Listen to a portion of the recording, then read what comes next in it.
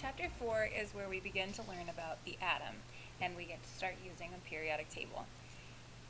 So, before our modern concept of chemistry, atoms have been contemplated for thousands of years. We define an atom as the smallest particle of an element that retains its identity in a chemical reaction. So, this is a modern type of picture of what an atom looks like. Democritus was one of the first to suggest the existence of atoms. He was a Greek philosopher back in BC times, so it's been a very long time. He reasons that atoms were indivisible and indestructible. So they were something that you can't break down any further. And we still kind of believe that today. John Dalton was the next scientist to really get into studying atoms. He was a scientist and a teacher who made many contributions not just to chemistry but all types of science.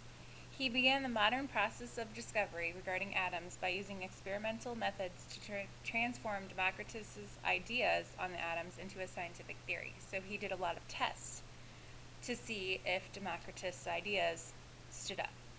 Dalton studied ratios that elements combine during chemical reactions, which we still follow those kind of ratios today.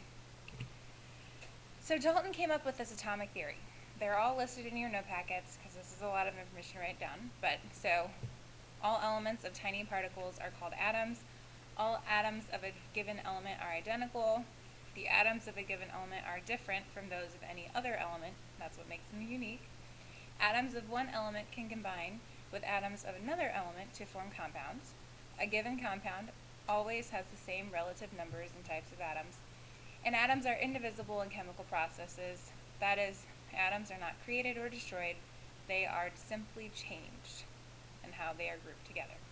So almost all of these points in Dalton's atomic theory we still believe to this day to be true. But a theory, like we learned in Chapter 1, can continue to be tested. It might be proven wrong, proven false, as you go about testing the theory. And we'll learn about what is wrong later on. So, to observe atoms back in Democritus and Dalton's era, they weren't actually able to see anything. They just had to make their observations on the macroscopic level on what they could see. But today, we use electron microscopes so that we can actually see at the molecular level what an atom kind of looks like. So, we can move and rearrange atoms using electron microscopes. We can observe them with these instruments, and it's a modern technology that we are fortunate to have today. So we have three subatomic particles that make up the atom: the proton, the electron, and the neutron.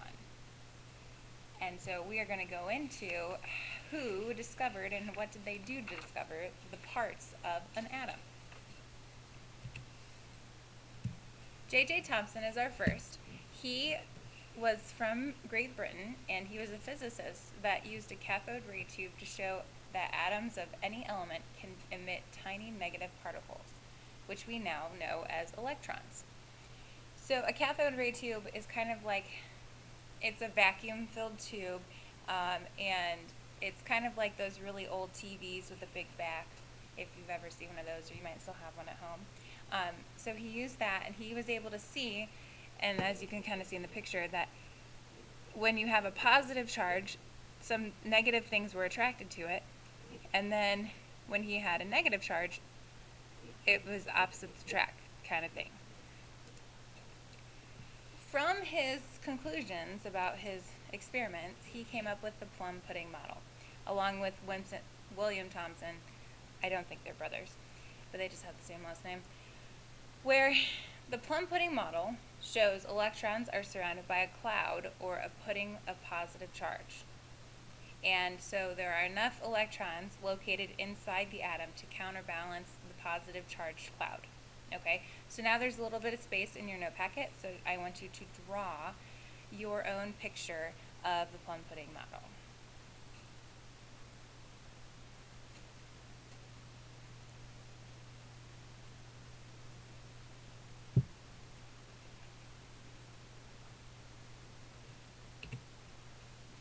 This is another picture of the plum pudding model. So they have a sphere, and it almost looks like bread.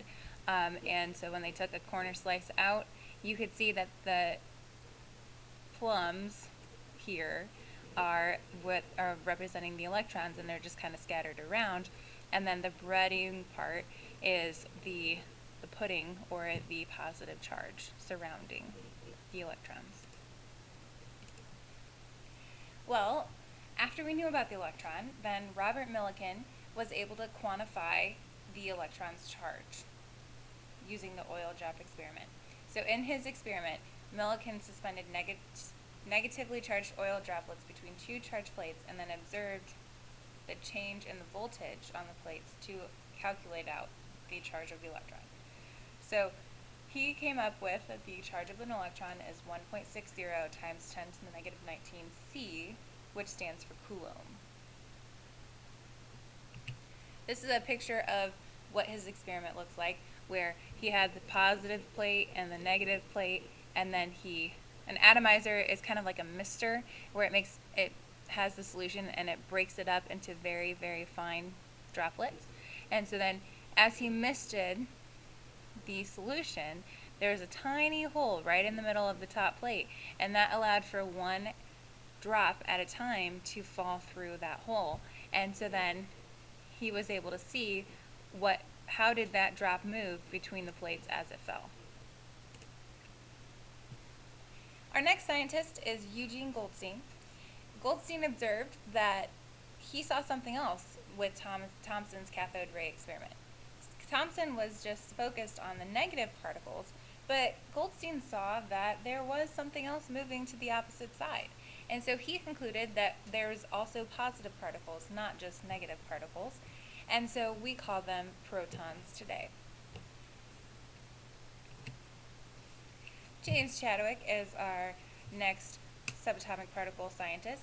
James Chadwick discovered the neutron in 1932, so this is a lot further, a lot closer to modern times than the other scientists.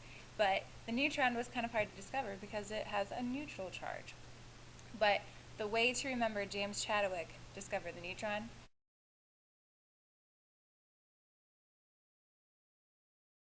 you ever see the hit show Jimmy Neutron? He's named after James Chadwick.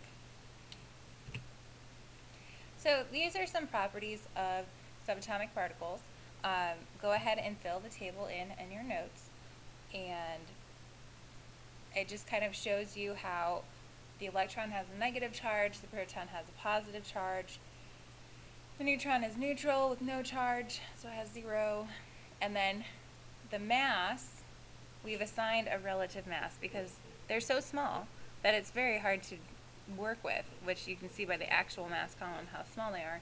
And so we assign relative masses to help us in chemistry.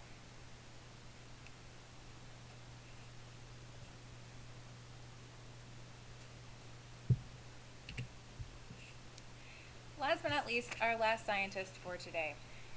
Ernest Rutherford used the gold foil experiment, and he directed alpha particles, that's the Greek letter alpha, onto a piece of gold foil, and he had this film to record what happened around the foil. And he recorded the flight of each particle, because if you're thinking about the plum pudding model and everything's just kind of floating around, then what he thought is if the alpha particle, which is positively charged, would shoot through the gold foil, he was expecting it to just come out the back every single time. 10 out of 10 times it should hit the back. But in reality, it sometimes shot straight out, but sometimes it ricocheted off and hit somewhere else on the gold foil. And so because it wasn't hitting in what they thought was the right place, Rutherford said that the plum pudding model could not be correct because his results were different than what he expected.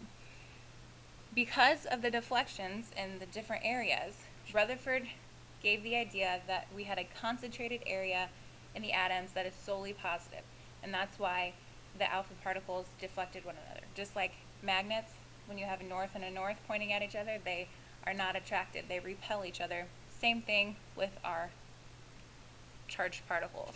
So the idea of a nuclear atom was formed, where an atom has a dense center of positive charge, which we call the nucleus, that's surrounded by electrons moving around in empty space. So this picture is a model of the atom, the nuclear atom that Rutherford then came up with.